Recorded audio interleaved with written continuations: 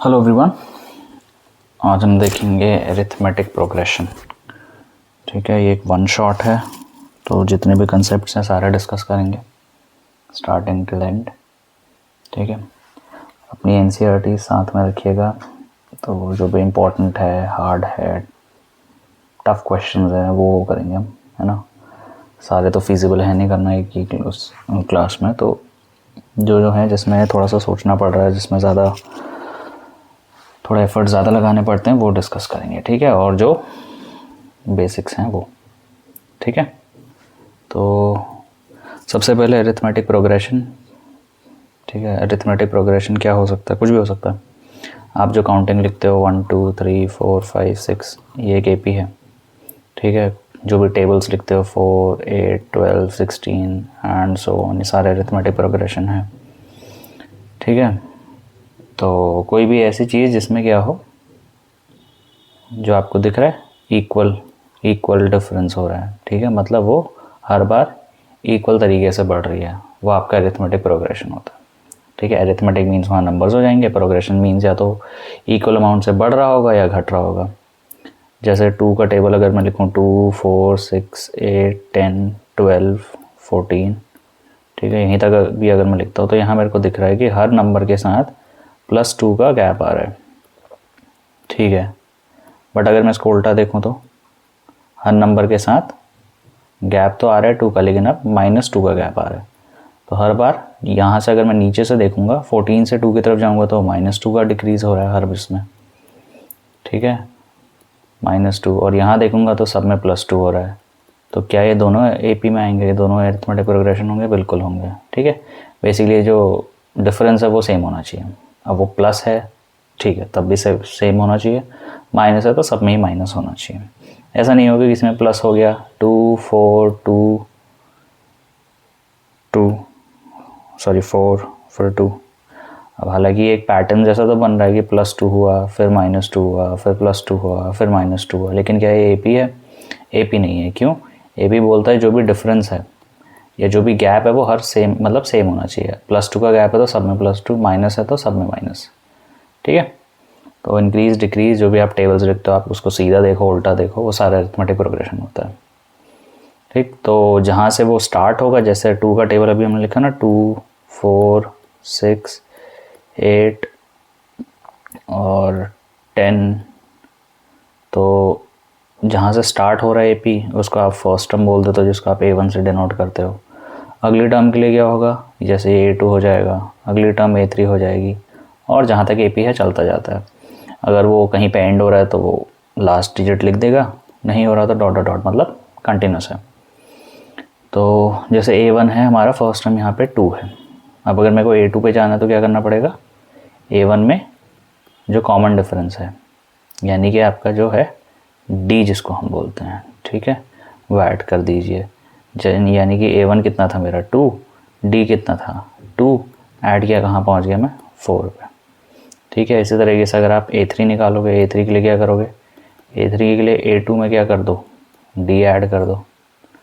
ठीक है, D add कर दो, और A2 को मैं कैसे लिख सकता हूँ? यहाँ पे मैंने A2 को कैसे लिखा? A1 + D, तो A2 की जगह A1 + D लिख दूँ, और एक D तो ऑलरेडी है, इसकी जगह ये पूरा लिखा है। ठीक है, तो ये आपका बन गया A1 + 2D। ये क्यों लिख रहे हैं? क्योंकि यही आपका AN का फॉर्मूला भी होता है। या तो आप पिछले टर्म में D ऐड करते जाओ। भाई A2 पे मैं बैठा हूँ, ठीक है, A3 पे जाना है, D ऐड कर दो। A3 पे हूँ, A4 पे जाना है, D ऐड कर दो। A4 पे हूँ, A5 पे जाना है, D ऐड कर दो। ये तो बहुत सिंपल है। लेकिन अगर मैं A5 पे हूँ, ठीक है, और मेरे को चाहिए A100, मतलब इस एपी में ये जो चलते जा रहे नंबर्स 100th नंबर पे क्या लिखा होगा वो चाहिए। तो या तो आपको A99 पता हो, जिसमें आप D ऐड कर दो तो पहुंच जाओगे। ठीक है, लेकिन A99 तो यहाँ नहीं दिख रहा है, तो A99 भी कैसे निकालेंगे?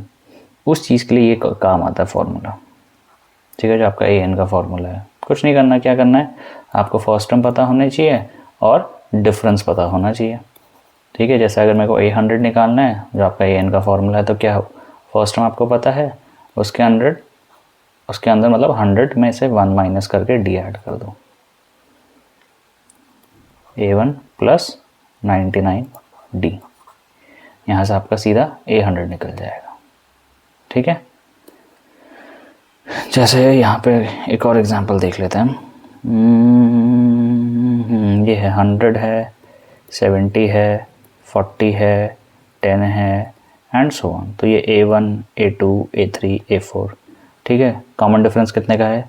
कॉमन डिफरेंस मेरे को दिख रहा है डिक्रीज होते जा रहा है, और कितने का गैप है? 30 का गैप है। तो सिंपल D माइनस 30 आ गया। अगर आपको नहीं पता कैसे आया तो सिंपल है, कोई भी दो कॉन्जिक्यूटिव टर्म्स को माइनस करना, कॉन्जिक्यूटिव टर्म्स को, ऐसा नहीं ये एक उठा ली ये एक उठा ली, माइनस नहीं, जो एक साथ है उनको। ठीक है, तो ये से A2 है, A1 है, तो A2 में से मैं A1 को माइनस कर दूंगा, क्या आ जाएगा? D आ जाएगा। A2 कितना हुआ? 70 माइनस A1 कितना हुआ? 100, तो D कितना आ गया? प्लस माइनस माइनस 30, माइनस पे बड़ा नंबर है -30, D आ गया -30। इस तरीके से आप D भी निकाल सकते हो, हालांकि पता ही होगा आपको D कैसे निकालते हैं। ठीक है, बट A2 माइनस A1, ऐसा नहीं कि नंबर छोटा है तो इसको बाद में लिख दिया, छोटे में से बड़ा माइनस हो रहा है तो छोटे में से बड़ा ही माइनस करो, क्योंकि वो डिक्रीज़ हो रहा है तो D आपका नेगेटिव आना भी चाहिए। ठीक है, तो मेरे पास A1 है, यहाँ पे D मैंने निकाल लिया। अब ये D इन दोनों में भी सेम ही होगा, 40 माइनस 70 करूँगा तो भी -30 आएगा, 10 माइनस 40 करूँगा तो भी -30 आएगा। इसी AP में उसने मेरे को पूछ लिया, बताओ A98 क्या होगा, मतलब 98th टर्म पे क्या लिखा होगा। AP चलता जा रहा है, कहीं पे 98th जो टर्म आएगी वहाँ पे क्या लिखा होगा, A98 का मतलब ये है। तो फार्मूला क्या बोलता है? फार्मूला बोलता है अगर आपको A98 निकालना है तो A1 पता होना चाहिए, और 98 में से एक कम कर दो, यानी 97D। ख़त्म हो गया आंसर। A1 कितना है मेरे पास? 100, 97, D कितना है मेरे पास? -30। अब क्या ये आंसर नेगेटिव जाना चाहिए? जाएगा। क्यों? क्योंकि डिक्रीज़ हो रहा है, और डिक्रीज़ में यहीं पे 10 आ गया है, तो -30 यहाँ करूँगा तो यहाँ कहीं -20 आएगा अगला टर्म, तो ये A98 तो नेगेटिव होने वाला है। 100 प्लस इंटू माइनस करोगे -97 into 30, 7 3 21, carry 2, 27, 2910, 100 minus 2910, plus minus फिर माइनस होगा बड़े पे, लेकिन माइनस का साइन है तो माइनस आएगा, 2810 आएगा, मतलब A98 पे 2810 लिखा होगा। ठीक है, इसी को अगर हम समराइज़ करें तो आपका वो जो AN का फॉर्मूला लिखा होता है वो यही सेंस दे रहा है। AN is equal to A1 plus N minus 1 into D। ठीक है, ये कुछ नहीं है, ये यही सेम चीज़ है जो आप करते जा रहे हो। A100 निकालना है तो A1 प्लस 100 माइनस 1D। याद रखना ये N है, ये भी N है ना। N का मतलब क्या होता है? यहाँ N लिखा होगा, N का मतलब क्या है? नंबर ऑफ टर्म्स, कि भाई कितनी टर्म्स हैं। जब AN लिखा होता है तो उसका मतलब है nth टर्म। nth टर्म का मतलब है कि उस टर्म पे लिखा गया है। मैंने बोला इस AP में ये 2 4 6 8 10 है, इस AP में मैंने मान लिए कि कितने टर्म्स है, इस AP में मैंने मान लिया कि 200 टर्म्स हैं, इस वाले में मैंने मान लिया कि 200 टर्म्स हैं, तो उसका n कितना हो जाएगा? 200 की 200 टर्म्स हैं। AN बोलूँगा तो इसका मतलब हो जाएगा AN, क्या हो गया इसको, AN बोलूँगा तो उसका मतलब हो जाएगा कि 200वें टर्म पे लिखा गया है। टर्म्स तो टोटल 200 है, लेकिन 200वें पे लिखा गया है, दैट इज़ AN। ठीक है, बहुत बच्चों को यही कन्फ्यूजन होती है कि AN निकालना है कि N निकालना है, तो ध्यान से सोचिएगा कि AN निकालना है कि N। ठीक है, बाकी तो ये बहुत बेसिक सी चीज़ें हैं, आई होप पता ही होगा आपको। ठीक है, फिर हम एक्सरसाइज पर आते हैं। आपके एक्सरसाइज में जो पहले क्वेश्चन है ना, पहली एक्सरसाइज का जो पहला क्वेश्चन है जिसमें आपको बताना है AP, कि AP बन रहा है नहीं बन रहा। तो AP कैसे बनता है? AP बेसिकली आपके पास कोई स्टार्टिंग का टर्म होना चाहिए, ठीक है, कोई नंबर होना चाहिए, फिर आगे जो नंबर्स आ रहे हैं वो इक्वली गैप में आने चाहिए। ठीक है, जैसे इसमें एक टैक्सी फेयर का उसने दिया है कि भाई आप टैक्सी से कहीं जा रहे हो, ठीक है, यहाँ करते हैं, टैक्सी से जा रहे हो तो पहले किलोमीटर के लिए 15 रुपये हैं, कि 1 किलोमीटर गए तो 15 रुपये आपने दे दिए। ठीक है, 2 किलोमीटर गए तो क्या होगा? पहले वाले का तो 15, लेकिन अगले वाले किलोमीटर का 8 रुपये जुड़ता जाएगा। 3 किलोमीटर गए तो पहले वाले का 15, दूसरे का 8, तीसरे का 8। तो यहाँ से मैं देख पा रहा हूँ 15, 23, 31, 4 किलोमीटर के लिए क्या हो जाएगा, यही 15 फर्स्ट किलोमीटर के लिए और अगले 3 किलोमीटर के लिए 8 + 8 + 8। तो मेरे को दिख रहा है सेम नंबर ऐड हुए जा रहा है। ठीक है, तो ये AP बनाएगा, ये बिल्कुल AP बना रहा है आपका, चेक कर सकते हैं आप, गैप बिल्कुल सेम है सब में। ठीक है, फिर एक है कि एक सिलेंडर है, उसमें से 1/4 हमने हवा निकाल दिया है। जब भी इक्वली ऐड सब्ट्रैक्ट करते हो तब AP बनता है। जब इक्वल चीज़ मल्टीप्लाई या डिवाइड करोगे तब AP नहीं बनेगा, ध्यान रखना। तो उसने बोला एक सिलेंडर था बड़ा सा, उसके अंदर जितनी भी गैस थी उसका 1/4 हमने निकाल दिया। ठीक है, 1/4 निकाल दिया। जैसे मैंने मान लेता हूँ उसमें थी 64 ग्राम्स, 1/4 निकाल लिया, मतलब इसको 4 से डिवाइड करो, यानी 16 ग्राम्स निकाल लिया। कितना बच गया, 48 ग्राम्स। अगली टर्म आ गई 48 ग्राम्स। 48 ग्राम्स का फिर 1/4 निकाल दिया, 48 का 1/4 करोगे यानी 48 को 4 से डिवाइड करोगे, 12 बचेगा।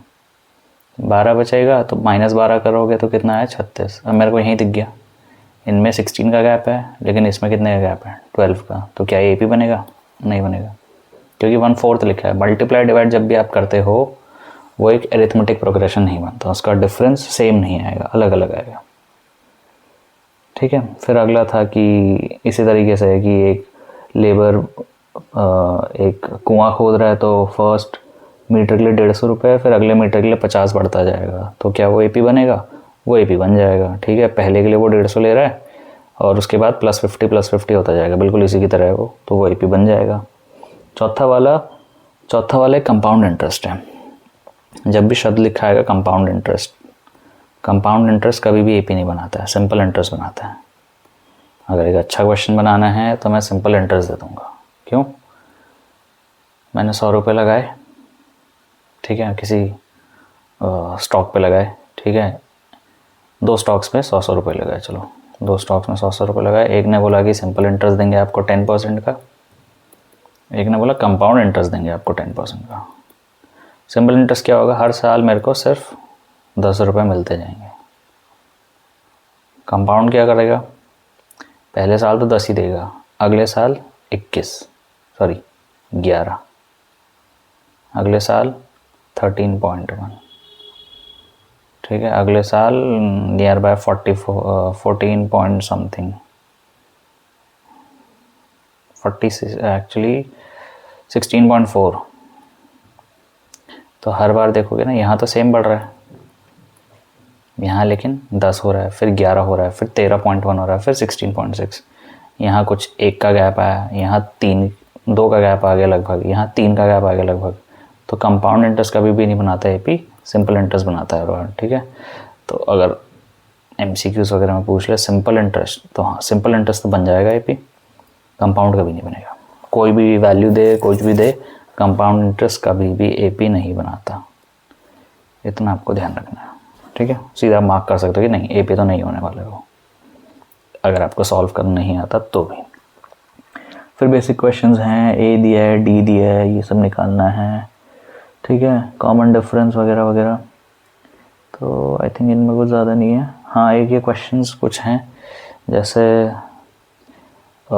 इसमें आई थिंक पूछा है कि क्या ये चीज़ें AP बन रही हैं। जैसे एक क्वेश्चन है आपके एक्सरसाइज में, आपको मिल जाएगा, 4th क्वेश्चन है ये, इसका 5th पार्ट है।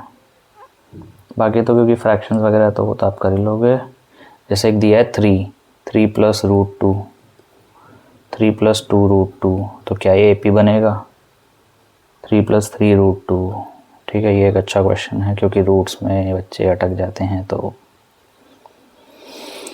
AP तब बनता है जब कॉमन डिफरेंस सेम हो, यानी इन दोनों के बीच का जो गैप होना चाहिए वो इन दोनों के बीच का भी होना चाहिए और इन दोनों के बीच का भी होना चाहिए। ठीक है, अब ऐसे देख के तो मेरे को नहीं पता चलेगा क्योंकि रूट्स हैं, तो आप सिंपली माइनस कर लो। ठीक है, ये A1 मान लेता हूँ, ये A2, ये A3, ये A4। तो जो A4 - A3 होगा वही आना चाहिए A3 - A2, वही आना चाहिए A2 - A1, है ना। हर 2 कॉन्जिक्यूटिव टर्म्स का डिफरेंस सेम होना चाहिए। अब जब मैं A4 - A3 करूँगा तो A4 तो है 3 + 3 √2, ये माइनस नहीं है, माइनस A3 कितना है 3 प्लस 2√2, ठीक है 3 प्लस 2√2 होगा क्या, कुछ नहीं होगा, ये 3 प्लस 3√2 बाहर रहेगा, माइनस दोनों पे जाएगा तो -3 माइनस 2√2, -3 प्लस 3 गया 3√2 माइनस 2√2, 3√2 में से 2 माइनस कर दिए, 3√2 थे उसमें से 2√2 माइनस कर दिए।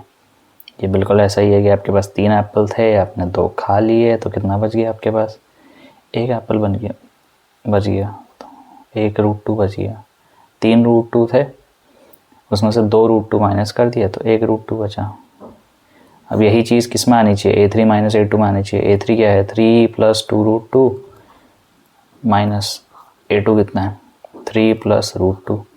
जब इसको माइनस करोगे तो माइनस फिर दोनों में जाएगा, 3 से 3 कैंसिल आउट होगा, ये बचेगा 2√2 माइनस √2। अब 2√2 थे उसमें से 1 माइनस कर दिया, 2 में से 1 चला गया तो 1 बचेगा √2। यहाँ पे भी √2 आ गया आंसर, यहाँ पे भी √2 आ गया, ठीक है। अगला भी आप चेक कर सकते हो, फिर मतलब A2 माइनस A1 भी वही होना चाहिए जो मेरे को दिख ही रहा है, 3 प्लस √2, इसमें तो और कुछ है भी नहीं, A2 माइनस A1, ये A2 है आपका, ये A1 है, 3 से 3 कट गया, बच गया √2।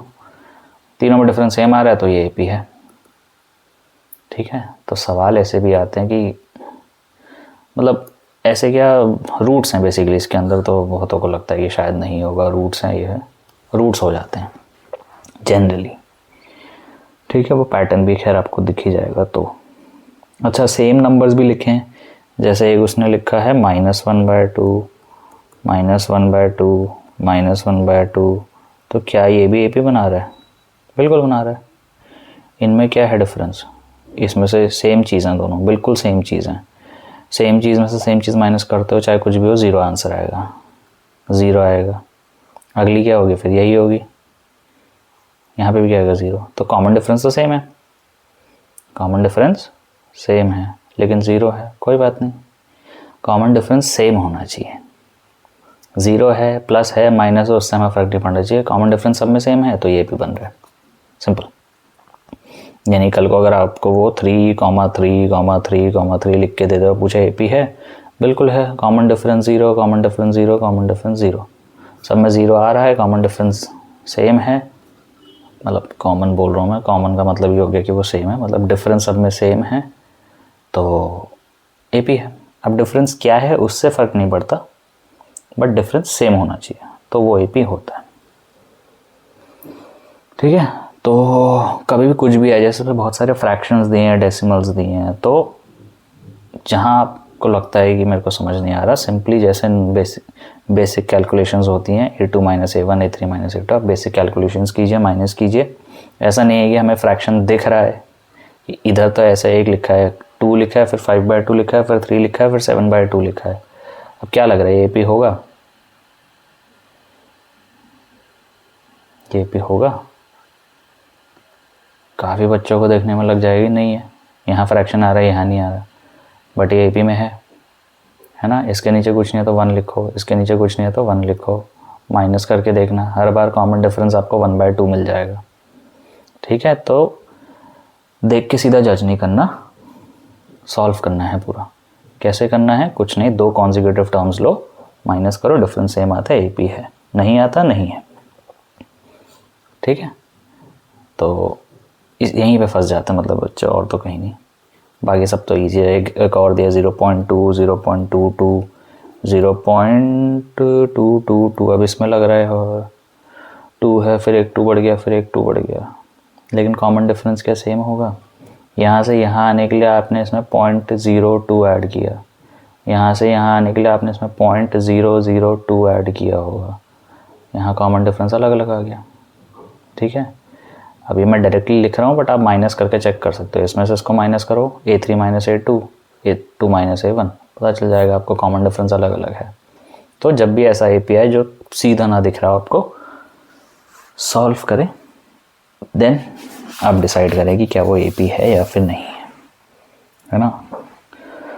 और भी अच्छे क्वेश्चंस हैं इसमें ज़रूर, जैसे रूट वाले भी हैं,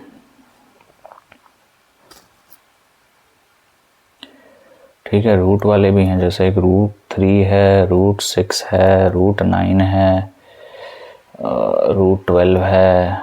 तो रूट में अब ये 369 होता तब तो AP था, लेकिन रूट में नहीं है, क्योंकि जब आप माइनस करोगे इसका कॉमन डिफरेंस आएगा -6, मतलब इसका डिफरेंस आएगा -6 -3, A2 - A1, A3 - A2 आएगा √9 - √6।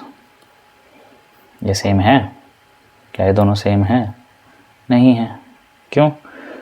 रूट्स एक तो माइनस होते नहीं पहले, तो इसका आंसर यही रह जाएगा, इसका आंसर यही रह जाएगा। फिर भी ये सेम नहीं रहेंगे, सेम नहीं रहेंगे, क्योंकि इन दोनों के रूट्स का डिफरेंस और इन दोनों के रूट्स का डिफरेंस अलग ही होना है। रूट्स तो सिंपल हैं, आपको सेम चीज़ रूट्स में दिख जाए तभी आप बोल सकते हैं AP है। आपको रूट्स में अलग अलग चीज़ दिख जाए सीधा आप उसको डिस्कार्ड कर सकते हो कि AP के अंदर नहीं आएगा। ठीक है, क्योंकि वो फर्दर सॉल्व ही नहीं हो पाएगा, फर्दर सॉल्व नहीं हो रहा और वैसे भी अलग अलग ही दिख रहा है, तो नहीं है AP। बट एक क्वेश्चन और है, √2, √8, √18, √32, इसको सॉल्व कर लो। ये तो √2 बनेगा, ये बनेगा आपका 2√2, ये बनेगा आपका 3√2, ये बनेगा आपका 4√2।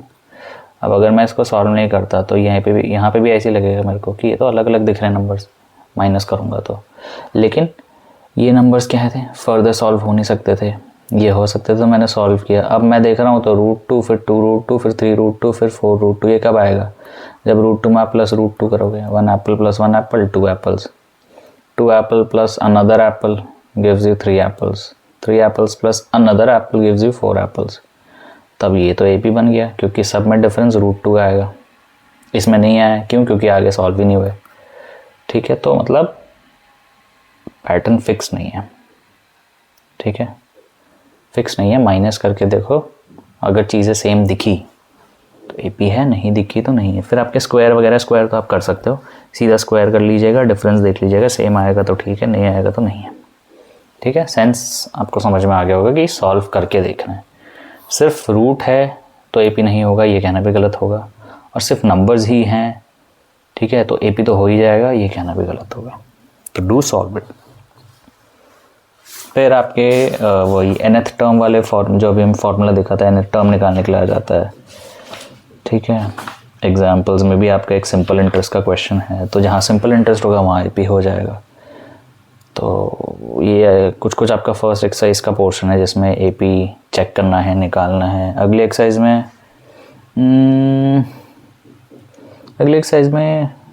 nth टर्म पे कुछ अच्छे क्वेश्चंस हैं, है ना। nth टर्म पे कुछ अच्छे क्वेश्चंस हैं, जैसे एक क्वेश्चन नंबर 7 है, वर्ड प्रॉब्लम्स का है कि 6 है। सबसे पहले तो आपको चेक करना है कि 150 आ रहा है क्या AP के अंदर। आपको एक AP दे रखा है 11, 8, 5, 2 एंड सो ऑन, और आपको चेक करना है क्या -150 उस AP के अंदर आ रहा है या फिर नहीं आ रहा है। ठीक है, आ रहा है या फिर नहीं आ रहा। तो -150 आएगा कहाँ? मेरे को दिख तो रहा है डिक्रीज़ हो रहा है, 11 से 8 हुआ, 8 से 5 हुआ, डिक्रीज़ होता हुआ तो दिख रहा है, लेकिन -150 कहाँ आएगा नहीं पता, है ना। कौन से नंबर पे आएगा नहीं पता, तो शायद n नहीं पता मेरे को कहाँ आएगा, है ना। लेकिन यहाँ मेरे को वो टर्म पता है, बिल्कुल पता है, वो 150 है, यानी आपको an पता है कि भाई -150 है an, लेकिन वो कौन से नंबर पे आ रही है वो n है, वो आपको निकालना है। ठीक है, उस टर्म पे क्या लिखा है, मतलब उसकी उस जगह पे क्या लिखा है, -150 लिखा है, लेकिन वो जगह कौन से नंबर की है वो निकालना है। सवाल का मीनिंग ये है। ठीक है, अब मैं इसको सॉल्व करूँगा an वाले फॉर्मूला से। a मेरे पास है, d मैं निकाल सकता हूँ। अगर n की वैल्यू एक से नेचुरल नंबर आता है तो AP के अंदर आएगा, अगर फ्रैक्शन या डेसिमल आ जाएगा तो AP के अंदर नहीं होगा। जैसे an = a1 + n - 1 × d, हमें n निकालना है। an हमारे पास -150 है, ठीक है, a1 हमारा 11 है प्लस n - 1, d हमारा -3 है। -3 कैसा है, माइनस करके देख लो, 8 - 11, 5 - 8 -3 आ जाएगा। ठीक है, ये बेसिक है, ये आप कर सकते हो, आई होप। फिर अब सॉल्व कैसे करें, तो पहले तो 11 को शिफ्ट करो, -11, तो ये बनेगा -161, ठीक है, अपॉन में माइनस, अभी फिलहाल -161 is equal to n-1 into -3 handwriting. फिर जब आप शिफ्ट करोगे तो ये बन जाएगा -161 अपॉन में 3 इज इक्वल टू n-1। अब ये n-1 161 ऐसा नंबर जो 3 से तो डिवाइड नहीं होगा, तो जो भी आंसर होगा फ्रैक्शन में होगा। n-1 अगर फ्रैक्शन में आ रहा है तो n भी आपका फ्रैक्शन में ही आने वाला है। आगे मैं सॉल्व भी नहीं करूँगा, आगे मैं सॉल्व करूँगा तो वही प्लस करूँगा, एलसीएम लूँगा। अगर यहाँ फ्रैक्शन आ चुका है तो n भी फ्रैक्शन में ही आने वाला है। n फ्रैक्शन में आ रहा है, इसका मतलब क्या होगा? इसका मतलब ये है कि नंबर ऑफ टर्म्स आपकी फ्रैक्शन में है। भाई नंबर ऑफ टर्म्स कभी फ्रैक्शंस में नहीं होती ना। जैसे आपने बुक्स बोला तो आपके पास 2 बुक्स हो सकती हैं, 3 हो सकती हैं, 4 हो सकती हैं, 4.5 बुक्स तो होंगी नहीं। तो नंबर तो कभी फ्रैक्शन डेसिमल्स में आएगा नहीं। तो जहाँ नंबर फ्रैक्शन डेसिमल में आ जाएगा यानी वो जो टर्म दिया है ना आपको, वो उस एपी में एग्जिस्ट नहीं करेगा, क्योंकि ये n मेरे को यहाँ पे फ्रैक्शन में दिख गया। अब इसको मैं इधर भेजूँगा, +1 करूँगा, एलसीएम लूँगा, लेकिन वो फ्रैक्शन ही आने वाला है। यानी इस एपी में कहीं पे भी आगे जाके मेरे को -150 देखने को नहीं मिलेगा। और वही सवाल है कि क्या इस एपी में 150 आ रहा है, -150? अगर n की वैल्यू एक नेचुरल नंबर आती है, नेचुरल मतलब प्लस में आनी चाहिए वैल्यू, और एक होल नंबर होना चाहिए 4, 5, 6, 8, 4 point something, 5 point something fraction, या नेगेटिव भी नहीं हो सकता, नंबर ऑफ टर्म्स नेगेटिव नहीं होती हैं। ऐसा कुछ आता है, इसका मतलब वो टर्म उस एपी के अंदर है ही नहीं। ठीक है, तो सवाल यही था कि चेक करो एग्जिस्ट करता है, तो हमने देखा n फ्रैक्शन आ रहा है, n फ्रैक्शन हो नहीं सकता, इसका मतलब ये टर्म एग्जिस्ट ही नहीं करती इस एपी के अंदर। समझ आ गई बात? ये है बेसिक। फिर कुछ हैं, जैसे आपको इक्वेशंस बनानी पड़ेगी। जैसे उसके जस्ट नीचे है कि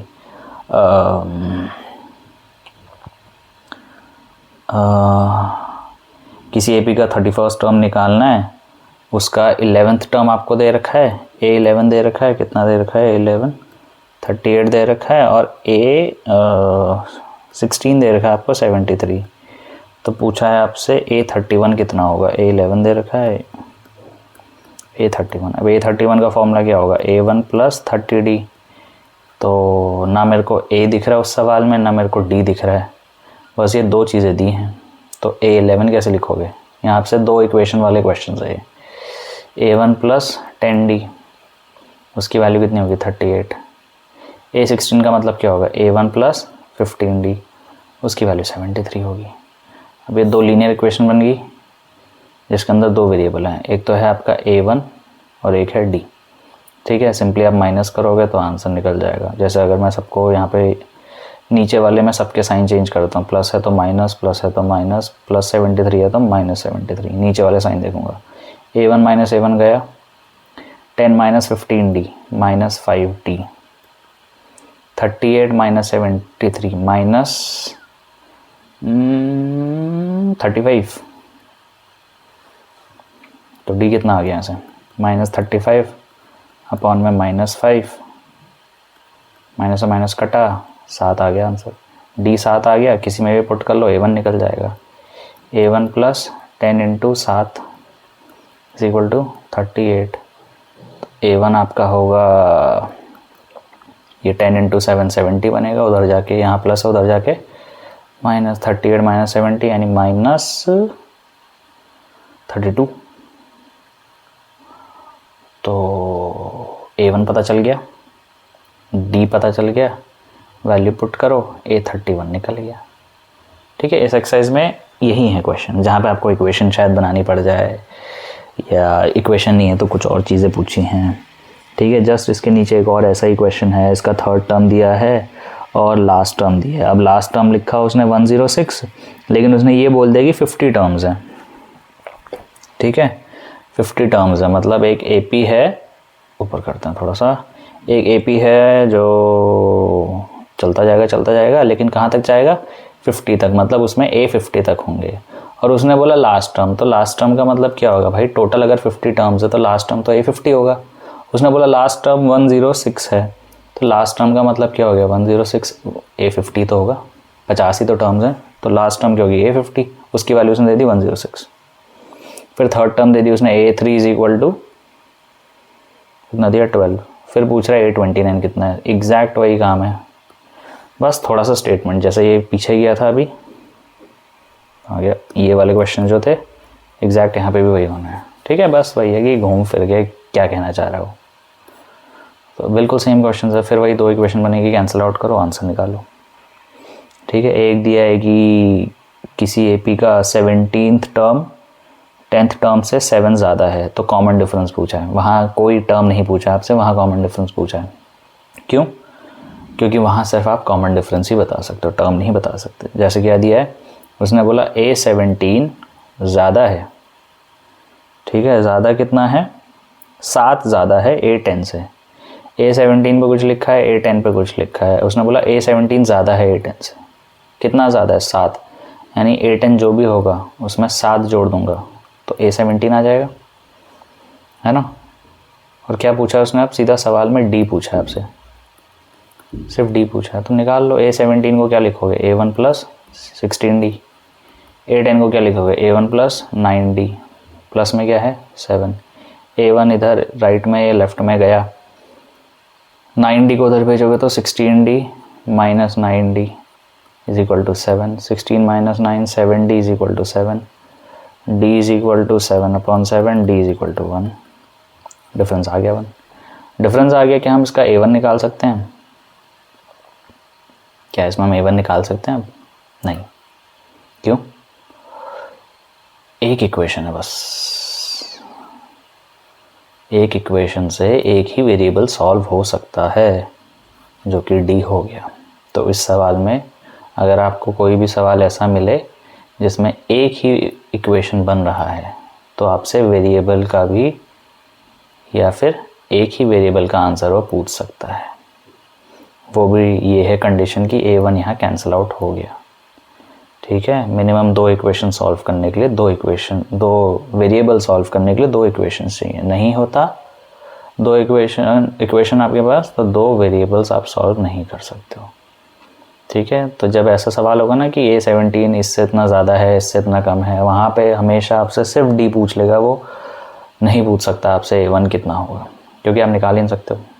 अब ये D1 है, पुट कर लो, यहाँ पुट करोगे, यहाँ पुट करोगे, लेकिन A1 कैसे निकलेगा? A1 तो बार बार कैंसिल आउट होता जाएगा, इसलिए यहाँ पे A1 तो निकाल ही नहीं सकते, और आपसे वो पूछेगा भी नहीं फिर। ठीक है, ये है क्वेश्चन। और कुछ अच्छा है? हाँ, एक और है अगला 11th की AP दे रखा है आपको एक 315 27 39, और पूछ रहा है कि क्या पूछ रहा है वो, कि AP का कौन सा टर्म होगा जो 54th टर्म से 132 ज़्यादा होगा। ये मैं क्वेश्चंस बोल तो रहा हूँ, बट थोड़ा ध्यान से सुनना, पहले खुद से पढ़ना भी उनको। ठीक है, कि एक AP दे रखा है आपको 315 है ना, 27 ... समथिंग, तो बोल रहा है कि ऐसा कौन सा नंबर ऑफ टर्म होगा। क्या पूछ रहा है, या विच टर्म पूछ रहा है, सॉरी विच टर्म पूछ रहा है, विच टर्म। ठीक है, विच टर्म। अब विच टर्म का मतलब तो an हो गया या n हो गया। क्या हुआ, क्या हम an और n में से कुछ निकाल सकते हैं? सवाल में और क्या दिया है, उसने बोला है वो टर्म बताओ जो A54 से 132 ज़्यादा होगा। A54 की वैल्यू तो हम निकाल सकते हैं, यहाँ से A भी है D भी है, प्लस 132 करेंगे तो क्या निकल जाएगा, वो नंबर ऑफ टर्म्स निकलेगा या उस टर्म पे क्या लिखा है वो निकलेगा, यानी an निकलेगा कि n निकलेगा। वही उसने बोला एक ऐसी टर्म है जो A54 से 132 ज़्यादा है, तो क्या हम उस टर्म को निकाल सकते हैं? बिल्कुल, A54 हमें पता है, हाँ पता है, यहाँ से निकाल सकते हैं। 132 ऐड ही तो करना है, ज़्यादा है तो वो टर्म निकल जाएगी, यानी an निकल जाएगा। तो जब आप A54 प्लस 132 करोगे तो an निकल जाएगा। an निकल गया, a आपके पास है, d आपके पास है, वहाँ से n निकाल लोगे, तो विच टर्म का मतलब है कौन से नंबर की टर्म है, तो नंबर भी बता देंगे हम, है ना। an is equal to A1 plus n minus 1 into D। बोल रहा है ये जो टर्म है ये A54 से 132 ज़्यादा है। ठीक है, A54 हमें पता है? नहीं पता। निकाल सकते हैं? निकाल तो सकते हैं। A भी है, D भी है, ठीक है। 132 ऐड करेंगे तो AN पे पहुंच जाएंगे। तो AN पता है, A1 3 है, D माइनस करके आ जाएगा, क्या बचा? N ही तो पूछ रहा है आपसे, ठीक है। तो क्वेश्चंस को ध्यान से रीड करना है। बहुत बच्चों को यही नहीं पता चलता ना, AN या N, वो ठीक है, वो आई थिंक कंफ्यूज होने वाली चीज़ें भी हैं क्योंकि क्वेश्चंस लिखे भी उस तरीके से ही होते हैं, तो अच्छे से रीड कीजिएगा। फिर 2 AP हैं, उनका कॉमन डिफरेंस सेम है। जब ऐसे वाले क्वेश्चन आएंगे 2 APs हैं, उनका कॉमन डिफरेंस सेम है, तो जब भी 2 AP आपको लिख के देगा तो आपको एक AP तो ऐसे लेना है A1, A2, A3, अगला वाला capital A1, capital A2, capital A3, ताकि डिफरेंस समझ में आ सके कि दोनों अलग अलग हैं। D यहाँ अगर स्मॉल d लोगे, यहाँ कैपिटल D ले लेना, ठीक है, अलग रखना। 2 APs तो 2 APs अलग भी दिखने चाहिए, ठीक है। हाँ, उसके बाद वो बोल देगा कि डिफरेंस सेम है तो यहाँ पे D ले लो, यहाँ पे भी D ले लो, ठीक है। वो बोल देगा कि टर्म सेम है तो यहाँ A1 लिया तो यहाँ पे भी A1, लेकिन जब तक बोलेगा नहीं कि डिफरेंस सेम है या नहीं तो आपको डिफरेंस भी ऐसा लेना अलग अलग, AP के टर्म्स भी अलग अलग लेने हैं ताकि 2 अलग अलग AP दिखे, वरना वो सब सेम होता जाएगा, ये भी स्मॉल A1, ये भी स्मॉल A1। तो इस तरीके के जो 2-3 क्वेश्चंस हैं उसमें ध्यान रखना कि अलग अलग लो, ठीक है। तो वो सवाल यही है कि 2 APs हैं जिनका कॉमन डिफरेंस सेम है, तो A1 A2 ये सब तो मैंने अलग अलग लिया है, कॉमन डिफरेंस लेकिन D है, इसको मैं सेम मानूंगा, सिर्फ D, ठीक है। सेम दिया है उसने और पूछ रहा है कि उनके, हाँ वो बोल रहा है कि दोनों का जो 100 टर्म है ना, मतलब छोटे वाले AP का 100 टर्म, बड़े वाले का AP का 100 टर्म, उनके बीच का जो डिफरेंस है वो कितना है? 100 ही है। मतलब इस AP में 100वें नंबर पे कुछ लिखा होगा, इस AP में 100वें नंबर पे कुछ लिखा होगा, उन दोनों को माइनस करके 100 आ रहा है, तो बोलेगा 1000वें पे कितना आएगा? जब दोनों का 1000 माइनस करूँगा तो कितना आएगा? 100 ही आएगा। पूछता 99 पे कितना आएगा? A99 माइनस A99, 99 नहीं आएगा, 100 ही आएगा। इसमें भी वही बात है, कॉमन डिफरेंस सेम है। A100 का मतलब क्या होगा? A100 का मतलब होगा A1 प्लस 99D छोटे वाले AP के लिए, लेकिन बड़े वाले AP के लिए मतलब होगा A1 प्लस 99। क्या मैं स्मॉल लिखूं? बिल्कुल, क्योंकि उसने सवाल में दिया है कि डिफरेंस सेम है। इसको माइनस करोगे तो 99D प्लस में 99D यहाँ से माइनस में चल जाएगा, माइनस दोनों पे जाएगा ना, तो यहाँ से तो 99D कट गया, क्या बचा? A1 माइनस A1, वो कितना आ रहा है आपका? 100। कहाँ से निकाला हमने? यहाँ से निकाला ही, ठीक है। इज इक्वल टू 100 था, तो हमें पता चल गया कि दोनों के पहले टर्म का डिफरेंस क्या है? 100। अब आप A99 निकालो, A1000 निकालो, A9000 निकालो, A90000 निकालो, वही बात है कि डिफरेंस तो सेम है। तो A1000 में भी वही मैं करूँगा, A1 प्लस 999D माइनस यहाँ होगा capital A1 plus 999 small d, फिर से क्योंकि डिफरेंस तो सेम है। फिर ये plus 99D 999D minus 999D, क्योंकि दोनों में जाएगा, कैंसिल आउट हो जाएगा, डिफरेंस ही बोल रहा है बार बार, तो डिफरेंस माइनस दोनों पे चले जाएगा। ये 99D ये 99D कैंसिल आउट, सिर्फ बचा A1 माइनस A1, फिर से A1 माइनस A1 कितना निकला था? 100 निकलेगा। हर बार 100 ही निकलने वाला है डिफरेंस, ठीक है। अगर आपने करा है तो आपको याद भी मतलब हो ही गया होगा कुछ हद तक। इस तरीके के सवाल में आंसर यूजुअली सेम ही आता है। प्लस बोलता, प्लस मैं नहीं बता सकता, प्लस होगा तो A1 अलग है, A1 अलग है, नहीं पता है ना, 99D फिर ये प्लस हो जाते, माइनस नहीं होते, तो शायद डिफरेंस, मतलब एडिशन बताना टफ है, सब्ट्रैक्शन में बता सकता हूँ, क्योंकि हर बार A1 माइनस A1 ही होना है, वो 100 ही आना है हर बार, ठीक है। फिर ये वाले सवाल आते हैं आपके कि कितने डिजिट्स 7 से डिविजिबल हैं। How many 3 digits numbers are divisible by 7, 107। जो 7 से डिवाइड होगा, ठीक है, जैसे मैं 7 का टेबल लिख रहा हूँ, 7, 14, 21, 28, ये 7 से डिवाइड हो रहे हैं, तो इनमें गैप कितने का होगा? कॉन्जिक्यूटिव की बात कर रहा हूँ, 7 का ही तो गैप होगा ना, 7 का टेबल लिख रहे हो, 7 का ही गैप होगा। यानी जिस नंबर से नंबर वो डिविजिबल है ना, आपसे पूछ रहा है भाई 7 से डिविजिबल कौन होगा, तो अगर 7 से डिविजिबल होना होगा तो उनके बीच का जो गैप होगा वो हमेशा 7 ही होगा।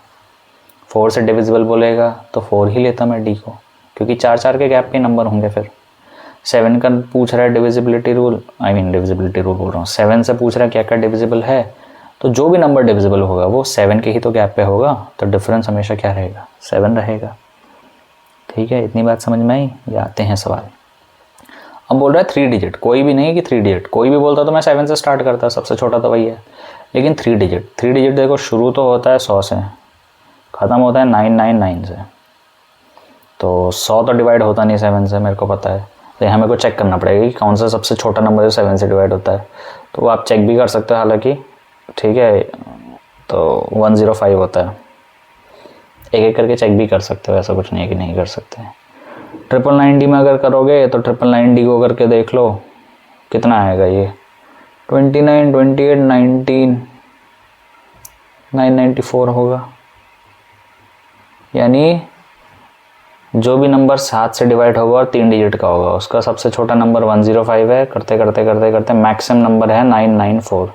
इससे बड़ा क्यों नहीं जाएगा, क्योंकि ये 3 डिजिट नहीं रहेगा, फिर 4 डिजिट हो जाएगा। अगला तो 1001 है, 4 डिजिट। तो ये एपी ऐसा है जो कंटिन्यूस नहीं है, इसका आपको लास्ट टर्म पता है। अब बोल रहा है ऐसे कितने नंबर हैं, तो फर्स्ट टर्म तो आपको पता चल गया फिर से 105। डी आपको पता है भाई, 7 का टेबल अगर हम देख रहे हैं या 7 से डिविजिबल होना है तो 7 का ही गैप होना चाहिए। ये 994 क्या है, लास्ट टर्म यानी an में बोल दूँ इसको, an बोल दूँ, और अगर मेरे को an पता है तो मैं n निकाल सकता हूँ। n क्या होगा कि 994 कौन से नंबर पे है, 994 कौन से नंबर पे है, जो उसका नंबर आएगा वही तो इसका आंसर भी नहीं होगा फिर। जैसे एक छोटा एग्जांपल लेते हैं, हमने बोला 2 से डिवाइड होने वाले सिंगल डिजिट नंबर, सिर्फ सिंगल, 2, 4, 6, 8। मेरे को दिख रहा है 8 जो है चौथे नंबर पे आ रहा है। किस नंबर पे आ रहा है, चौथे नंबर पे। तो टोटल नंबर कितने हो गए जो 2 से डिवाइड हो रहे हैं सिंगल डिजिट के, वो भी तो 4 ही हो गए, है ना। तो an से जो भी n निकलेगा वो टोटल नंबर ऑफ टर्म्स ही तो निकल के आएगा, क्योंकि लास्ट टर्म तो यही है भाई। एक एपी में अभी हमने देखा था ना A50, ये वाला क्वेश्चन ऊपर, ये A50। अभी सवाल क्या था, वही तो था कि भैया लास्ट टर्म 106 है और टोटल टर्म्स कितनी है 50, तो लास्ट टर्म तो A50 ही होनी चाहिए। ठीक है, तो इन सवालों में 3 डिजिट कर सकता है, 4 डिजिट कर सकता है, तो चेक कर लो, आपको पहला नंबर पता चल जाएगा, लास्ट नंबर पता चल जाएगा, और जिसका डिविजिबल पूछ रहा है जिससे, वही उसका डिफरेंस होगा, डी वो चीज़ हो जाएगी। एन निकालोगे तो जो एन निकल के आएगा उतने ही टर्म्स होंगे फिर वो, ये फर्स्ट टर्म है, ये कौन से नंबर का टर्म है, जो भी आएगा। ठीक है, जो भी आएगा वही क्या होगा, टोटल नंबर ऑफ टर्म्स या total number of numbers, those are divisible by 7 but are 3 digit numbers, वही आपका एन हो जाएगा। ठीक है, एन आया 50, एन आया सपोज 50, तो भैया ऐसे 50 नंबर हैं जो 3 डिजिट के हैं और 7 से डिवाइड हो जाते हैं, क्योंकि लास्ट टर्म यही है और यही 50 आ गया, तो एन कितना हो गया 50। ऐसे सिर्फ 50 नंबर है जो 7 से डिवाइड हो जाए। ठीक है, एन 50 तो नहीं होगा, खैर जो भी होगा आप सॉल्व करो, एन निकल जाएगा, तो वही उतने ही टर्म्स होंगे, कि 50 टर्म्स होंगे या 50 नंबर होंगे जो 7 से डिवाइड हो जाते हैं।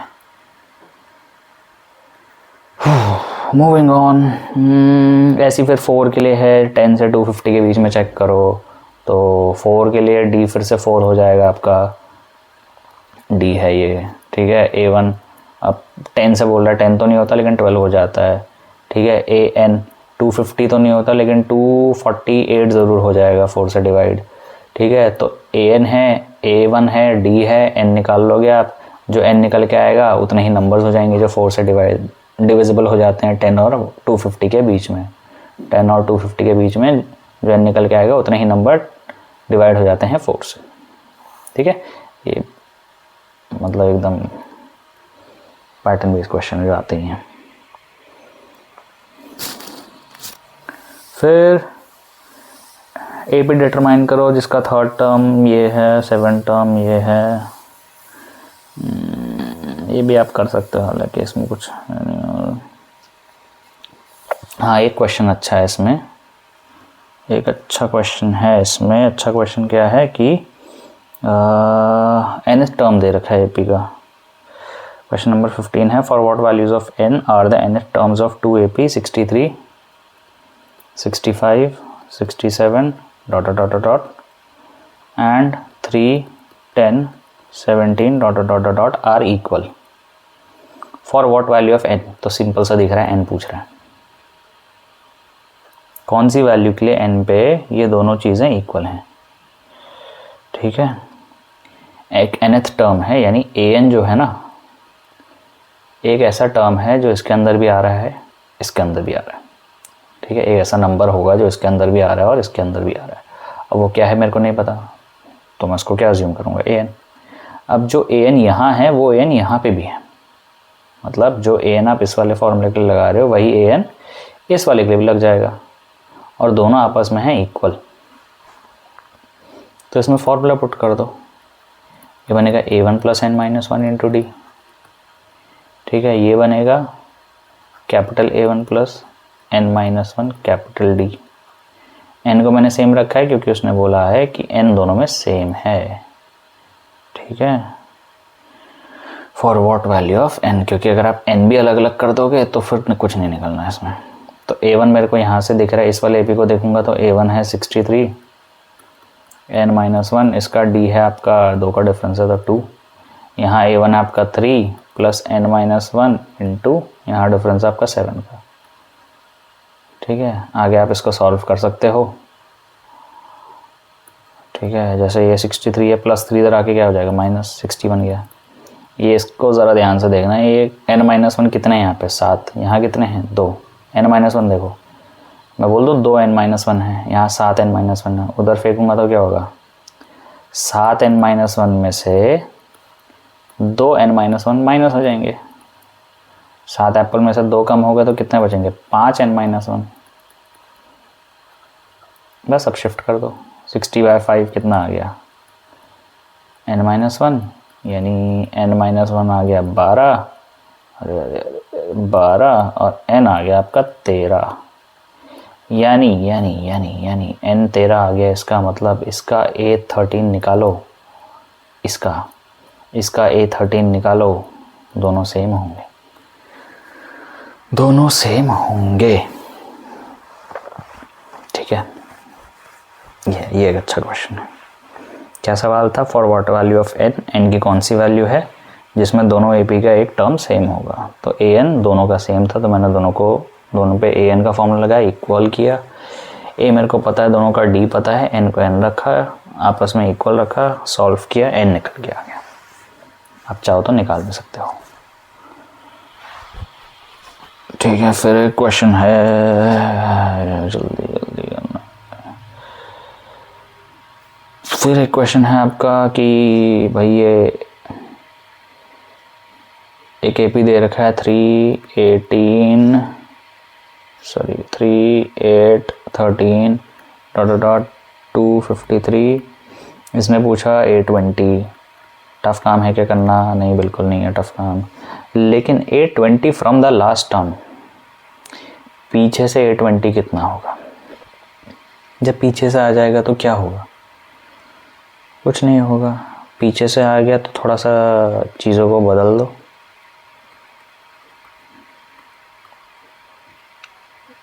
सही लिखा मैंने, नहीं 13।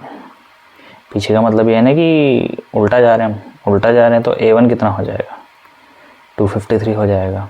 D कितना हो जाएगा, यहाँ पे D आ रहा था आपका +5, बट अगर आप उल्टा आ रहे हो, उल्टा जाओगे ऐसे में तो +5 जा रहे हो, ऐसे में तो +5 जा रहे हो, बट अगर ऐसे आ रहे हो, ऐसे जा रहे हो, इस वाले में 253 से कम की तरफ जा रहे हो, तो D कितना हो जाएगा, -5। अब 820 निकाल लो इसी में, A1 253 रखना, D -5 रखना, 820 निकल आएगा। जब भी वो एक्स्ट्रा सवाल आएगा कि पीछे से कितना होगा 20 टर्म, तो पीछे वाला जो लास्ट टर्म था वो फर्स्ट टर्म बन जाएगा। डिफरेंस अगर आपका प्लस था तो माइनस हो जाएगा, माइनस आ रहा था तो प्लस हो जाएगा, क्योंकि आप उल्टा जा रहे हो, है ना। 2 4 6 8 10 यहाँ तो प्लस करते जा रहे हो, इसी को लेकिन उल्टा देखने लग जाओगे तो यहाँ ऐसे जा रहे हो तो माइनस करने लग गए हो आप, है ना। तो बस कुछ नहीं होगा, बस इतना करना है, साइन चेंज करना है डिफरेंस का, और जो फर्स्ट टर्म है उसी को लास्ट बना देना है। फिर A20 निकाल लो, A30 निकाल लो लास्ट टर्म से, पीछे से कोई भी टर्म पूछ लेगा आराम से निकाल सकता है। फिर बेसिक वर्ड प्रॉब्लम्स हैं, आई थिंक वो सब तो आप कर सकते हो, है ना। चौथा और आठवां टर्म का सम दे रखा है, एक में 24, 6th और 10th टर्म का सम दे रखा है, A4 चौथा प्लस आठवां, A4 प्लस A8 दे रखा है आपको 24, फिर A6 प्लस A10 दे रखा है आपको 44। तो उसमें A और D पूछा है, A और D पूछा है। अब ये A4 को खोलोगे, A1 plus 3D, A1 plus 7D add कर दोगे, एक इक्वेशन बन जाएगा AD में। इन दोनों को खोलोगे, ऐड करोगे, एक इक्वेशन बन जाएगा, है ना। जैसे ये बनेगा, ऊपर वाला मैं लिख देता हूँ, बाकी आप कर लेना। A1 प्लस 3D 8 क्या बनेगा, A1 plus 7D is equal to 24। तो ये A1 होकर 2A1 हो जाएगा, plus 3D plus 7D 10D is equal to 24। ये एक इक्वेशन बन गया। ऐसी इक्वेशन एक यहाँ से आएगी, फिर वही दो इक्वेशन बन गई, दो वेरिएबल, एलिमिनेशन से आप माइनस करके आंसर निकाल सकते हैं सिंपली, ठीक है। इसको देखोगे तो यहाँ 2A1 ही आना है, इसमें क्या होगा 5D 9D, 5 और 9 14D 44। बस सबके साइन चेंज करो, माइनस करो, 2A1 से 2A1 तो कट ही है, ये आ जाएगा -4D, ये आ जाएगा -20, D आ गया आपका 5। अब D को किसी में भी पुट कर लो, किसी भी एक इक्वेशन में, A निकल जाएगा, बस A पे निकल जाएगा आपका पूरा, ठीक है। फिर वर्ड प्रॉब्लम्स हैं कि 5000 एक लड़की सेव कर रही है, हर साल 200 बढ़ा रही है, तो 7000 कब बनेगा। तो समझदार लड़की है, एक लड़की है जिसने 5000 रुपये ऐड करना शुरू किया, तो सबसे पहला A1 कितना हो जाएगा उसमें 5000। वर्ड प्रॉब्लम रीड करके बस यही पता लगाना है, A1 कितना, D कितना, खत्म बात। हर साल 200 ऐड कर रही है तो डिफरेंस सेम है, हर साल 200 ऐड करते जा रही है, D क्या हो जाएगा 200। तो बोल रहा है 7000 कब बनेगा। अब 7000 क्या मेरा N है या AN है, वो समझने वाली बात है।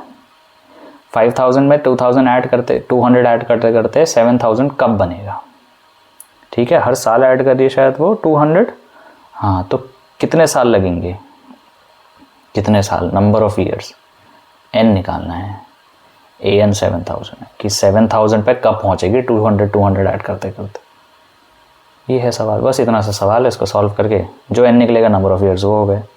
फिर ऐसी है, एक लड़की क्या करती है, पहले वीक में उसने 5 रुपये जमा करना शुरू किया, ठीक है, और हर बार 1.75 बढ़ाते गई। तो A1 क्या है 5, 1.75 बढ़ाते गई, तो वो बोल रहा है कि 20.75 कितने साल में हो जाएगा। यहाँ तो सीधा लिखा है फाइंड N, तो AN आपको दिया है 20.75, N पूछा है, निकाल लेना, ख़त्म होगी बात, ठीक है। ये था AN का फॉर्मूला। अब हम आते हैं सम पे, ठीक है। सम का मतलब है, अभी तक आपको AP दिया था 2 4 6 8, तो बताओ जी A16 क्या होगा, A14 क्या होगा, A20 क्या होगा, ठीक है। अब ये पूछ रहा है कि इन सारी टर्म्स को जब मैं ऐड कर दूंगा तो क्या होगा, जिसको आप SN से दिखाते हो। सारी टर्म्स को ऐड कर दोगे तो क्या होगा, जिसको आप SN से दिखाते हो।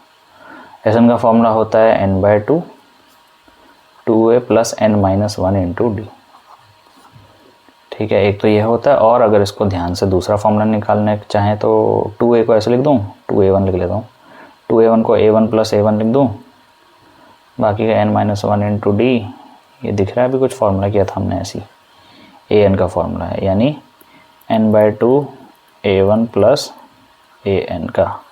एक फार्मूला ये है, एक फार्मूला ये है। यूज़ कहाँ होगा, इसी AN को आप L भी बोलते हो, L का मतलब होता है लास्ट टर्म। तो जिस AP में आपको लास्ट टर्म दिया है वहाँ पे आप ये फार्मूला लगाओ, टोटल कितने हैं, पहला टर्म प्लस लास्ट टर्म, ख़त्म बात। जिसमें आपको लास्ट टर्म नहीं दिया, जैसे 2 4 8 10 चलता जा रहा है और बोल रहा है कि पहले 50 का सम निकालो, लेकिन S50 हमारे पास A50 नहीं है, लास्ट टर्म यहाँ पे 50 बोल रहा है तो उसका लास्ट टर्म A50 होगा, लास्ट टर्म पता नहीं है तो ये फॉर्मूला लगाओ। हाँ लेकिन अगर ऐसा AP दे दिया जैसे 2 4 6 8 10, ये ऊपर लिखा है मैंने, ऐसा कुछ दे दिया और बोला कि ये S5 निकाल के दिखाओ, ये हालांकि आप ऐड तो कर सकते हो सीधा, बट आपको A1 पता है, आपको लास्ट टर्म पता है। लास्ट टर्म क्यों? क्योंकि सम 5 का ही पूछा तो लास्ट टर्म हमारी A5 हो जाएगी इसके लिए, तो तब मैं ये फॉर्मूला लगा दूंगा सीधा, ये n ये A + AN, ठीक है। जिसमें लास्ट टर्म गिवन होगी उसमें ये फॉर्मूला, नहीं गिवन है तो ये फॉर्मूला, खत्म।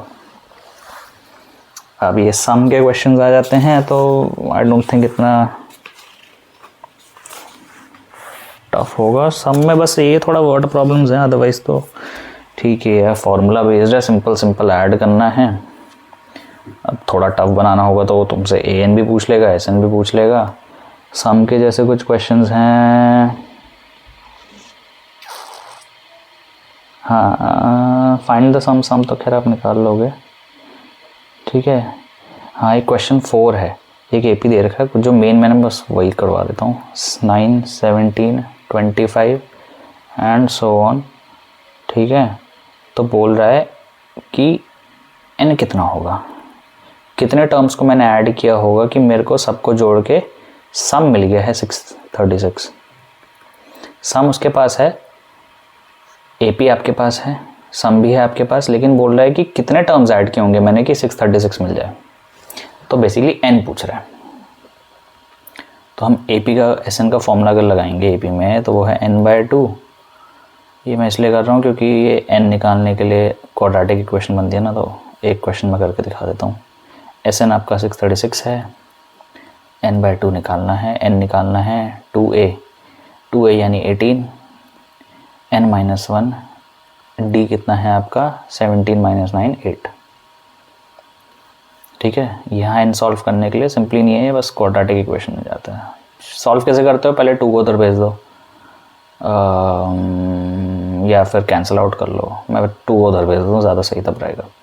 2 को उधर भेजूँगा तो बनेगा 1272 = n, अंदर क्या होगा 18 + 8 दोनों से मल्टीप्लाई होगा 8n - 8, 1272 = n, 10 + 8n, 18 में से 8 चला गया। अब ये n दोनों के साथ मल्टीप्लाई होगा तो 1272 = n × 10, एक तो बनेगा 8n के साथ मल्टीप्लाई होगा 8n² + 10 × n 10n। तो यहाँ सम के लिए जब आप n निकालोगे ना तो एक क्वाड्रेटिक इक्वेशन बनेगी, 8n² + 10n + 1272 = 0, और कुछ नहीं है एक्स्ट्रा, ठीक है। बस एक क्वाड्रेटिक इक्वेशन बनती है। अब इसका आप मिल्टन स्प्लिट से सॉल्व कर लेना, n की 2 वैल्यूज़ निकलेंगी, प्लस वाला जो है वो आंसर हो जाएगा। अगर कोई नेगेटिव आता है, फ्रैक्शन आता है, डेसिमल्स आता है, वो सब डिस्कार्ड हो जाएंगे, क्योंकि नंबर ऑफ टर्म्स कभी भी फ्रैक्शन, नेगेटिव, डेसिमल नहीं हो सकती। प्लस वाला होगा तो प्लस वाला आंसर आ जाएगा, खत्म होगी बात। यानी सम के लिए जब आप n निकालोगे ना तो हर बार वहाँ क्वाड्रेटिक इक्वेशन बन रहा होगा मोस्ट ऑफ द टाइम। तो यहाँ थोड़ा सा कंसेप्ट क्वाड्रेटिक इक्वेशन का भी आ जाता है। क्वाड्रेटिक क्या मतलब, मिडल स्प्लिट अगर आपको याद हो तो आप इजीली कर सकते हो। इन दोनों को मल्टीप्लाई करना, फैक्टर्स लिखना, प्लस माइनस करके 10 आ जाएगा, 2 ब्रैकेट बनेंगे, खत्म हो गया बात, ठीक है। एक इम्पॉर्टेंट क्वेश्चन है, तो बाकी तो आई थिंक आप सम वगैरह निकाल सकते हो।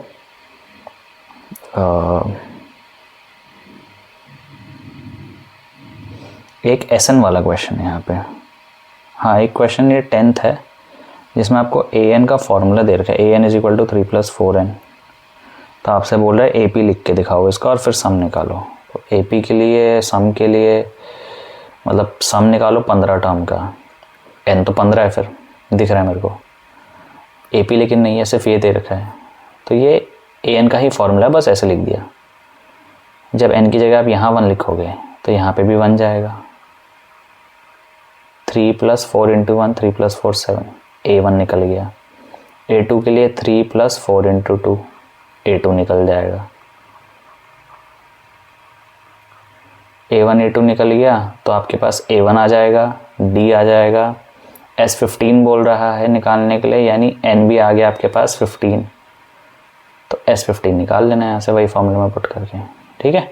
ये जो सवाल है ना इसमें बस कुछ नहीं करना होता, 1 2 3 पुट करते हुए जाना है। AP दिया है तो AP निकल जाता है, फिर सम पूछ ले, n टर्म पूछ ले, सब आसान है।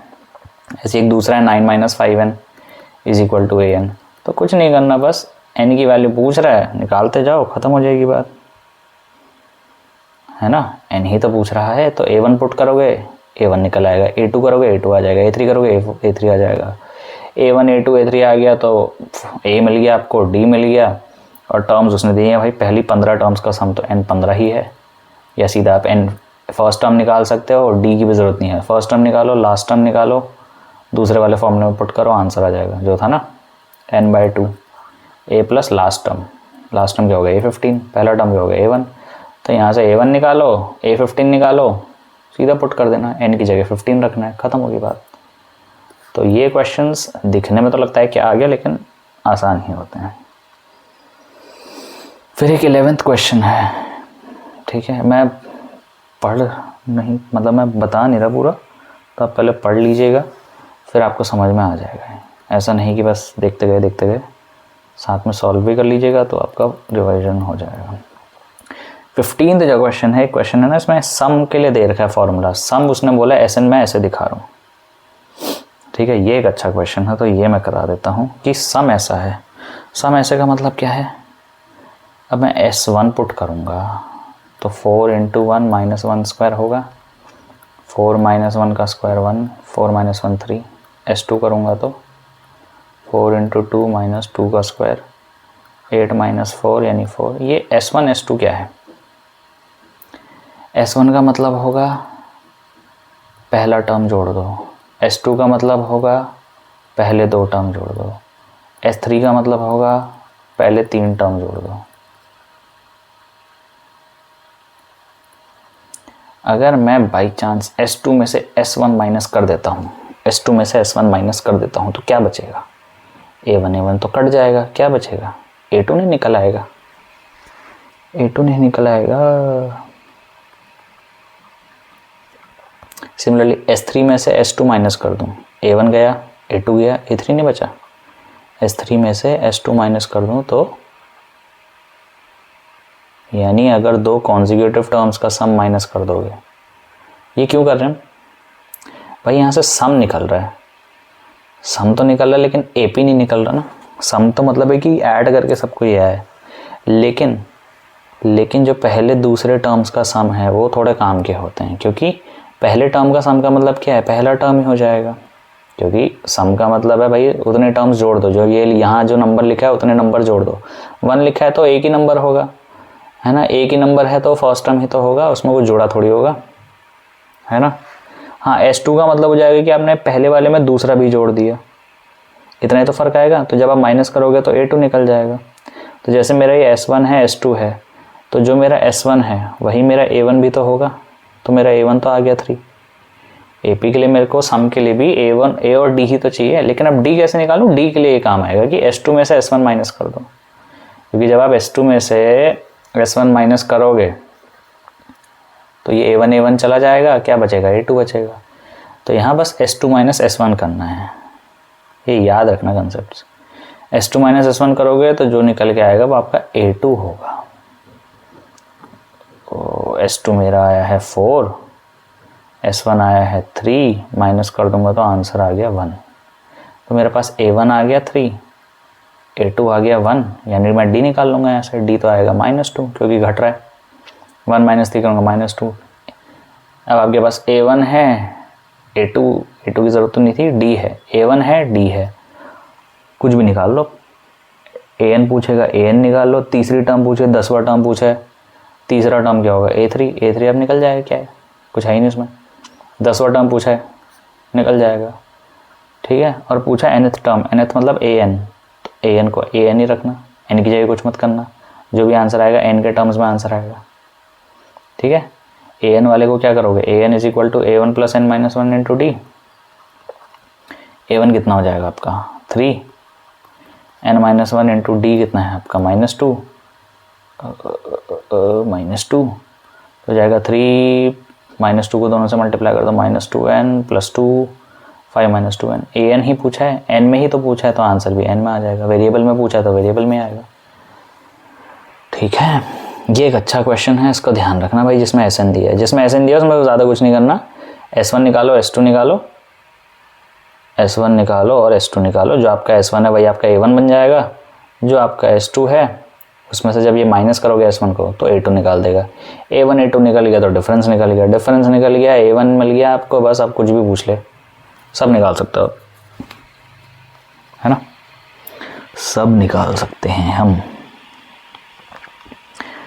फिर एक अच्छा क्वेश्चन इसमें कुछ है, हाँ 2 क्वेश्चन हैं अच्छे वाले। एक तो ये है कि एक कैश प्राइस है, जो वर्ड प्रॉब्लम्स है आपकी।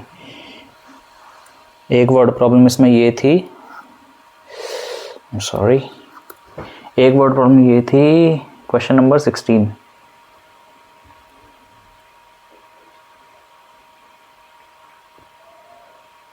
एक तो कॉन्ट्रैक्टर वाला है वो बहुत आसान है, 30 डेज बोला है तो N30 हो जाएगा। AP आपको दे रखा है 200 250, सॉल्व करते जाओ। एक है कि हाँ ये वाला अच्छा है, 700 रुपये हैं आपके पास, 700 रुपये में से आपने 7 प्राइजेज में उसको ब्रेक किया। कितने प्राइस में? 7 प्राइस में उसको ब्रेक कर दिया, ठीक है। और बोला हर प्राइस जो है पिछले वाले से 20 कम है। जैसे 7 बच्चे रेस में पार्टिसिपेट करते हैं तो पोजीशन ऐसी आएगी ना, 1 2 3 4 5 6 7 ऐसी आएगी। अब जो फर्स्ट प्राइज़ वाला बच्चा है जाहिर सी बात है उसको ज़्यादा पैसे मिलेंगे, सेकंड वाले को उससे कम, थर्ड वाले को उससे कम, फोर्थ वाले को उससे कम। कितना कम मिलेगा वो भी बता दिया, 20 कम मिलेगा, 20 कम मिलेगा। तो पूछ रहा है प्राइस क्या होगा, तो यहाँ से आपको ये समझ में आ रहा है 20 कम होगा हर उसमें, तो क्या कहीं मेरा कॉमन डिफरेंस 20 तो नहीं है। अब जितने भी प्राइस बने होंगे भाई उन सबको जोड़ूंगा तो 700 रुपये तो बनेंगे। जितने भी प्राइस होंगे, 7 प्राइस हैं, सबको टोटल करूँगा कितने पैसे बनेंगे? 700। तो शायद आपको क्या दिया है, S7 दिया है 700, और S7 मतलब 7 प्राइजेस का सम है, तो N तो पता ही आपको 7। भाई यहाँ जो लिखते हुए N ही होता तो N तो 7 है, तो N आपको पता है, S आपको पता है, S7 पता है, D पता है। तो फॉर्मूला क्या होगा, S7 is equal to 7/2 2a plus N-1 यानी 7-1 इंटू D यानी -20। S7 की जगह क्या लिख दोगे, 700 इज इक्वल टू, ये पूरा सॉल्व कर सकते हैं आप, A ही तो निकालना है, A निकल जाएगा यहाँ से सॉल्व करके, बस फर्स्ट टर्म आ जाएगा। A1 आ गया तो आगे प्राइस जो A1 आएगा वो क्या होगा, फर्स्ट प्राइस वाले को A1 मिल गया, फिर सेकंड प्राइस वाले को क्या होगा, 20 कम कर दो, थर्ड प्राइस वाले के लिए उसमें 20 कम कर दो, ठीक है। हमने माना कि फर्स्ट प्राइस वाले को A1 दिया है, ये वाला जो इस फॉर्मूला पुट करते हैं, तो अगले के लिए 20 कम होता जाएगा। हाँ अगर आप बोलते हैं कि आखिरी वाले का A1 है, लास्ट टर्म में मानूंगा जो उसको सबसे कम पैसे मिले होंगे वो A1 होगा मेरा, ठीक है। तो उससे अगले वाले को कितने मिलेंगे भाई, अगर लास्ट वाला आपने माना है A1 तो अगले वाले को तो क्या होगा, उससे 20 ज़्यादा मिलेंगे, है ना। अगर आप फर्स्ट वाले को A1 मानते हो तो बाकियों के पैसे कम होते जाएंगे तो -20, लेकिन आप लास्ट वाले को A1 मानोगे तो बाकियों के पैसे बढ़ते जाएंगे यानी +20। तो ऐसा नहीं कि ऊपर वाले को हमने A1 क्यों माना, नीचे वाले को भी मान सकते हो, बस वहाँ डिफरेंस का ध्यान रखना।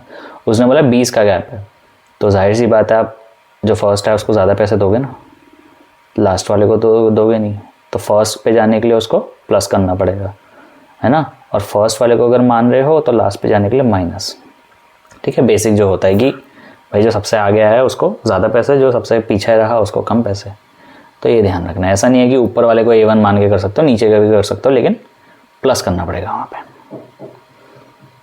फिर एक ये है क्वेश्चन की, एक स्कूल है जिसमें 12 क्लास 12 तक है, सब ने हर एक क्लास ने क्या किया है, जितने उनके बच्चे थे उतने उन्होंने पेड़ लगाए हैं। मतलब हर क्लास में जैसे 1 2 3 करते करते क्या है 12 क्लासेस हैं, ठीक है। और हर क्लास में 3 सेक्शन है, हर सेक्शन ने जो उनके क्लास का नंबर है उतना ही पेड़ लगाया। जैसे फर्स्ट क्लास में 3 सेक्शन है, पहले सेक्शन ने कितना 1 पेड़ लगाया, दूसरे ने 1 पेड़ लगाया, तीसरे ने भी 1 पेड़ लगाया, तो पहली क्लास ने टोटल कितने पेड़ लगा दिए। दूसरी क्लास में भी 3 सेक्शन है, हर एक सेक्शन ने जो उनकी क्लास है उतना ही पेड़ लगाया, 2 पेड़ 2 पेड़ 2 पेड़। थर्ड क्लास वालों ने, थर्ड क्लास है तो 3 ही पेड़ लगाए सबने, उसका मीनिंग है ये, बस AP दिख रहा है हमें।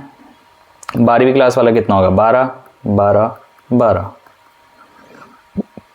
पूछ रहा है टोटल पेड़ कितने हैं, फर्स्ट टर्म पता है, यहाँ तो आपको लास्ट टर्म भी पता है, और कितने क्लासेस हैं, 12 ही हैं।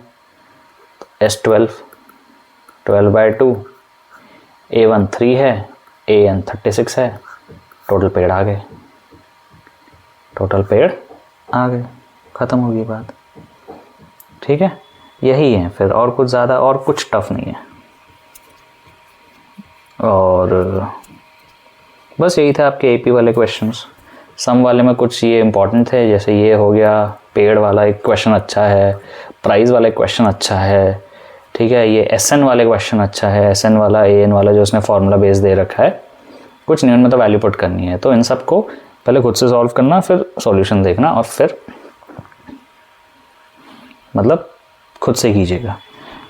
ठीक है, खुद से पढ़ के करोगे सॉल्व तो ज़्यादा समझ में आएगा, ऐसी रैंडमली देख लोगे तो फिर भूल जाओगे। ठीक है, तो ये एक ओवरव्यू था AP पे। ठीक है, हमने जो बेसिक कंसेप्ट्स होते हैं वो थोड़े देख लिए, और जो अच्छे क्वेश्चंस थे उसमें जो करने लायक थे और जो इम्पोर्टेंट थे वो देख लिए। रेस्ट प्रैक्टिस के लिए बहुत सारे क्वेश्चंस है, सारे करना आई थिंक पॉसिबल भी नहीं है। और ठीक है, तो बाकी आप ट्राई कर सकते हो। आई डोंट थिंक बाकी सब में ऐसा कुछ बहुत हार्ड है। जो अच्छे क्वेश्चन थे वो हमने डिस्कस कर लिए। ठीक है, तो ये थी एक क्लास AP पे, एंड थैंक यू।